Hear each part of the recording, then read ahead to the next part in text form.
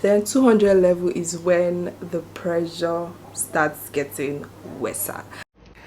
Wow, the pressure is getting worse. So get ready to see a dead body and dissect. Sometimes you might not go home, sometimes you might be in school when everybody else is on holiday.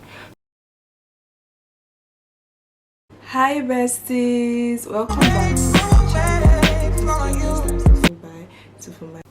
So basically, what is medical lab? Medical lab science is just basically carrying out tests and investigations to help in diagnosing, treating, or preventing disease and other health conditions. So basically that's just like a surface definition, but there's so much that goes on. But people want to study medicine, or they want to study med lab, or they want to do nursing and all those medical courses, but you have to ask yourself, why are you doing these courses? People have different reasons for doing stuff. Some might just be doing it because, okay, they want to make money. Some people might be doing it because their parents want them to do it. That's like the worst reason ever to do something because of another person, because you're just going to be stuck. You might be passing, but you might not really like it, and also you might still be lucky and grow into it. So just have a reason for doing whatever you're doing. So guys, let's talk about school fees. Usually any medical course, the school fees is usually higher than regular courses, I think, and then maybe engineering and law as well, but most professional courses the school fees is usually higher. So I'm just going to put the school fees for Abuad on the screen. Like, I'm going to put it in the video because I'm getting a lot of school fees questions, and I don't know if people that are not yet Abuad students can log in the e-portal.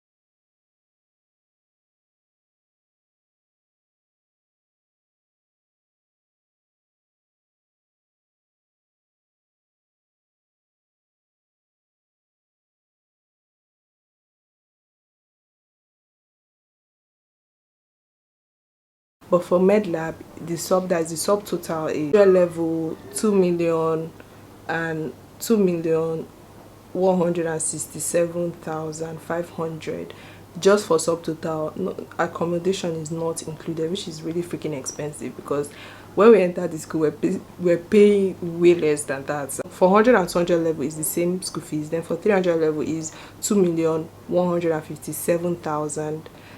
Then for 400 level it's 1,539,000. Then for 500 level is 1,536,000. Apart from accommodation, I also put up the accommodation here. So yeah,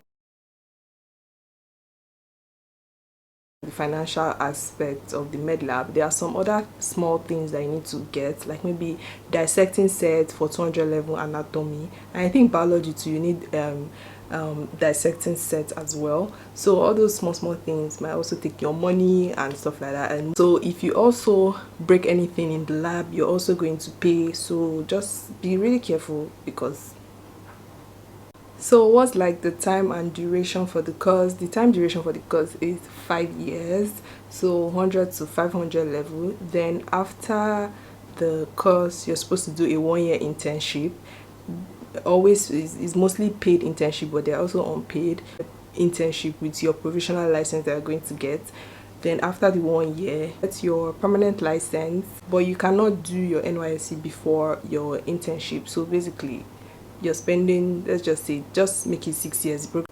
So in Abuad, when you come in 100 level, you're basically going to be doing basic courses with every other medical student. Whether you're in nursing, you're in med lab, you're in medicine, everybody's going to be doing mostly the same courses. Do GS courses, that is general courses like English, philosophy, and other general courses. Then they have like affair courses. When we were there, the affair courses were like 0 units. To be honest, I didn't even used to go for them, but now I think it's like 1 unit, so it's actually going to affect your CGPA, so you have to do it. They have Chinese, French, different languages. There are also other leadership and stuff like that. So you do your normal science courses like biology, chemistry, physics, maths. Then 200 level is when the pressure starts getting worse, because 100 level courses are much easier to pass, to be honest. So get your A's and your B's at least in your 100 level, so your CGPA will be, really good. So 200 level is a bit harder. You're going to be doing your anatomy, gross anatomy, embryology, stuff like that, physiology, biochemistry, histology. All those courses are under your 200 level, and they are really hard. I'm not even gonna lie to you, so do take them seriously because it's not even a joke. Lecturers are a bit strict. Girls, get ready to see cadaver and dissect it. And cadaver, if you don't know what cadaver is, it's basically dead body. So get ready to see a dead body and dissect it. So, and if you even keep running away, they're going to still catch you. So that's for like gross anatomy practicals. So get ready to do that as well. Their exams or their tests are usually steeplechase or speed chase. Label stuff around the lab, or the label stuff in the microscope. That is for like histology, mostly microscope. So you look at the thing, and within, it's not even up to a minute, let me say 40 seconds or 30 seconds, you're supposed to write whatever you're seeing and then move. That is how they usually do their tests and their exams for the practicals, not the actual course, because you're still going to write the theory as well. So for your 200 level, I don't think you'll be able to do like fixed nails for girls, because you're gonna be wearing gloves. Do you get?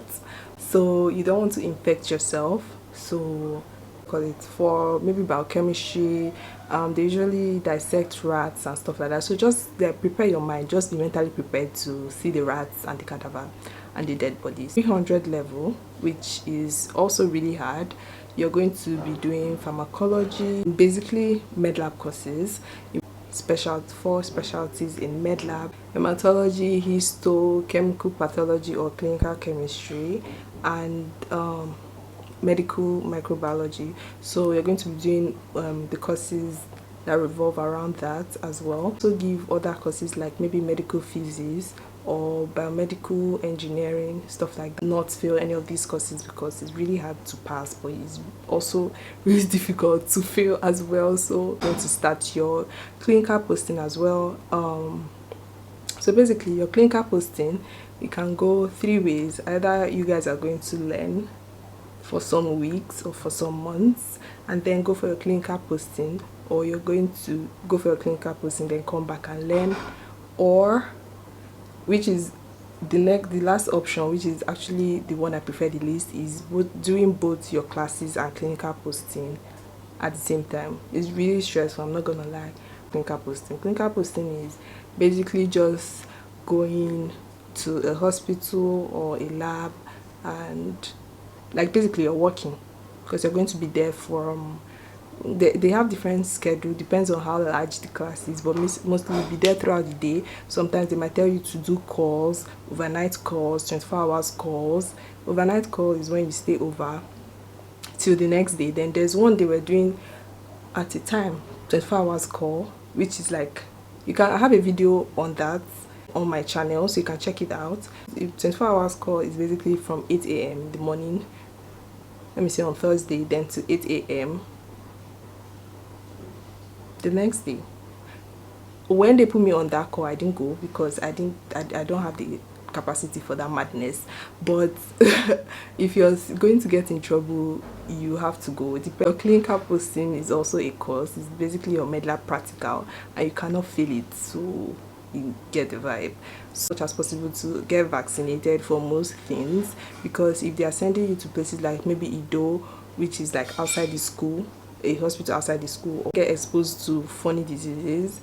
So your 300 level is when you start having funny classes from maybe like 8 a.m. in the morning till like 9 p.m. and you're not having any breaks. Just some really stressful schedule, maybe weekend.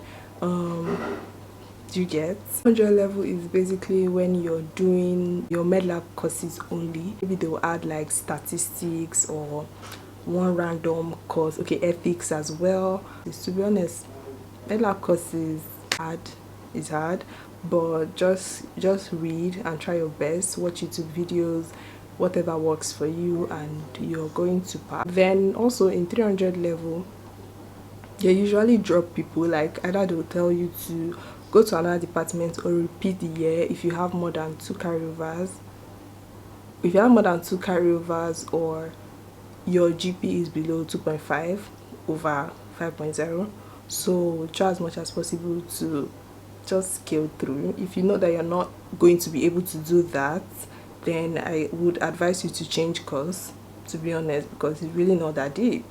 So then for your 500 level is where you're going to be doing only your specialty. So you're going to choose any four of the medlab specialty, either hematology, chemical pathology, clinical chemistry, histocytopathology, or medical microbiology. So I chose clinical chemistry because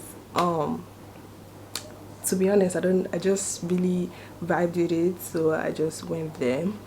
So yeah, medlab project is that you're going to do either, you're going to actually do an experiment. Do you get? You're going to work with either animals, you're going to work with normal human beings. Like it's easier to work with human beings because the samples, you can easily just collect them and just use their samples, but animals you have to like maybe feed them something, like just all that drama, and nobody got that time. Your project, that's how your project is basically an experiment. Posting parts, there are some it depends on the schedule of your posting and depends on who's arranging it, but sometimes you might not go home, sometimes you might be in school when everybody else is on holiday, so also get ready for that because it is the ghetto. 100 level, you're going to write your first professional exam.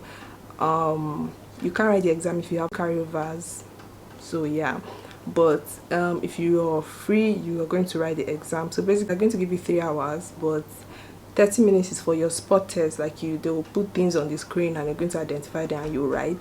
Then you also do your OBJ 5-hour oral exam as well.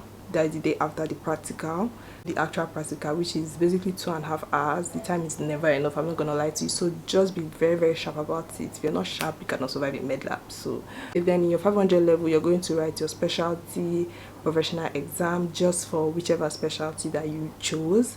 And so for the internship, which is what I'm currently doing, the problem with it is that you cannot work everywhere, so you have to work where it's approved by medlab. So the list is online, so you just check there and work where it's approved.